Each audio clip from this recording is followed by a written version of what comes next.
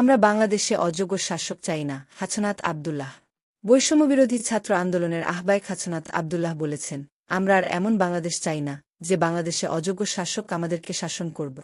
আমরা এমন আর বাংলাদেশ চাই না যে বাংলাদেশের মধ্যে দুর্নীতি, রাহাজানি, গুম, খুন, হত্যা থাকবে। আমরা চাই এমন বাংলাদেশ যে বাংলাদেশে প্রত্যেকটা ধর্মের মানুষ তার ধর্ম স্বাধীনভাবে পালন করতে পারবে। শুক্রবার ১৪ ফেব্রুয়ারি রাতে কুমিল্লার দেবিদ্বার উপজেলার ধামতি দরবার শরীফের ২ দিনব্যাপী ৭৭তম ইসালে ছব মাহফিলের প্রথম দিনে তিনি এ কথা বলে। বৈষম্যবিরোধী ছাত্র আন্দোলনের আহ্বায়ক বলেন, আমরা এমন দেশ আর চাই না যে বাংলাদেশে আলেম ওলামাদের সামনে থেকে মাইক কেড়ে নেওয়া হোক।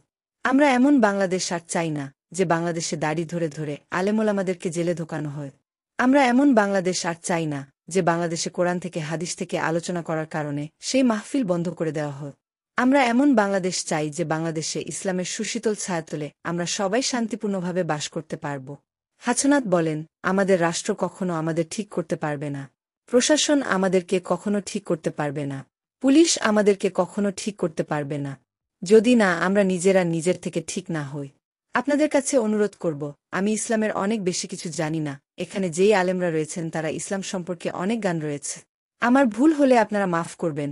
আমার যেই বাস্তবিক অভিজ্ঞতা থেকে বলবো, আপনারা ঘুষ থেকে দূরে থাকবে। হাছনাত আব্দুল্লাহ আরও বলেন, আপনারা অত্যাচারীর কাছে কখনো মাথানত কইরেন না, আপনারা কখনো সুদের কাছে মাথানত কইরেন না। আমরা ছোট ছোট মানুষ, আমাদের বয়স ২৫ বছর, ২৭ বছর। এই বয়সের ছেলেরা এখন পর্যন্ত হয়তো পরিবারের হাল ধরেন। এখনো পর্যন্ত বাসা থেকে ৫০০ টাকা, ১,০০০ টাকা নিয়ে চলে। এই বয়সে আমাদেরকে দেশ সংস্কার করতে হচ্ছে। আমাদের ভুল হচ্ছে, আমরা ভুল করছি, আমরা দেখছি, আমরা শিখছি। আমাদের ভুল হলে আপনারা দেখবেন আমরা সেটা থেকে শিখব এবং আপনাদের দেখানো পথে বাংলাদেশটাকে এগিয়ে দেব। এ সময় ধামতি দরবার শরীফের গজনীশীন পীর মাওলানা বাহাউদ্দিন সহ বিভিন্ন ওলামায়ে কেরাম এবং পীর মাশায়েখ উপস্থিত ছিলেন।